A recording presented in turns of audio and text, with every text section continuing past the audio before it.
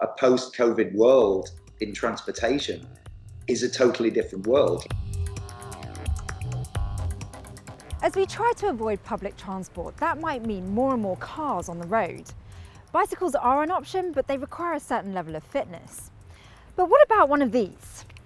They're clean, they're green, and they're quick, but they are still illegal in some countries.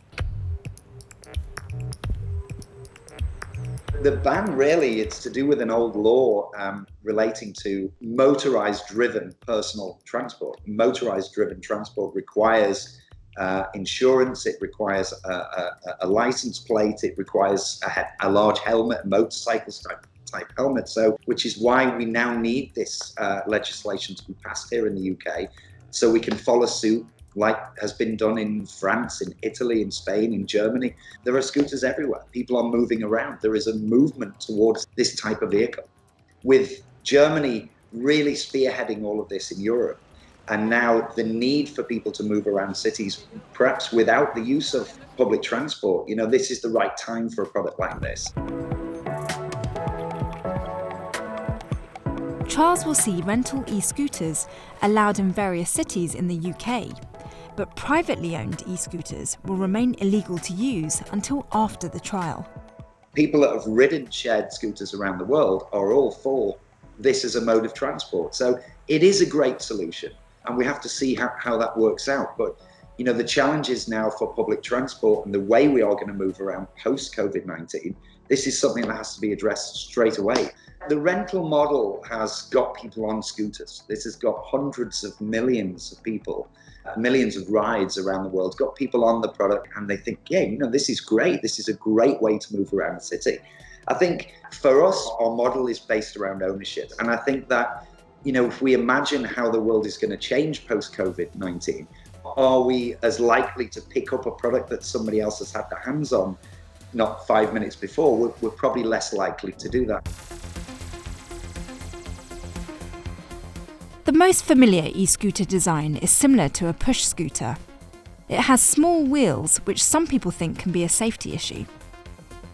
John and his team have reimagined what an e-scooter could look like. Our scooter is based essentially around bicycle principles. This is essentially an e-bike without a seat. So it's a natural product to ride, it's natural to stand on. You don't need any training, it's stable and it's safe. That geometry that we've used, proven geometry from a bicycle setup, works when you stood up. It's a safe solution, it's nimble, you're in and out of traffic, but you're safe and you're visible, and that's the important thing. It's a visible product because it's notably larger than what is currently available on the market. Why has London, with so many people trying to commute on a daily basis, been so far behind on the e-scooter bandwagon? I think this really relates to the infrastructure within the cities in the UK. London is an ancient city. It's been there for a long time. The road network has been there for a long time. It wasn't even necessarily geared up for cars, if we really look at it. They're not particularly wide boulevards, really. Currently, we don't have the cycle lane in the same way that they do in Europe. But I think that, the introduction of cycle lanes and a proper part of the road for micro-mobility, this is going to change everything moving forward. With car use down during the pandemic, cities across the world are implementing schemes and reallocating road space for pedestrians and people on greener modes of transport, such as bicycles, electric bikes, or e-scooters. It's not been something that hasn't been able to have been done before. We've managed this in a couple of weeks. So it's very exciting now that's starting to happen, and it gives that safer environment. It makes the rider feel safer, that they have their own part of the road, essentially. Bicycles and electric scooters have as much of a part of transportation going forward as any car or buses. But the reality is that a post-COVID world in transportation is a totally different world. I've never seen the sky so blue, and I'm not the only person. The lack of petrol motors on the highways has made a huge difference. And actually, for the first time, rather than people talking about it, this is what's going to happen. We've seen it ourselves.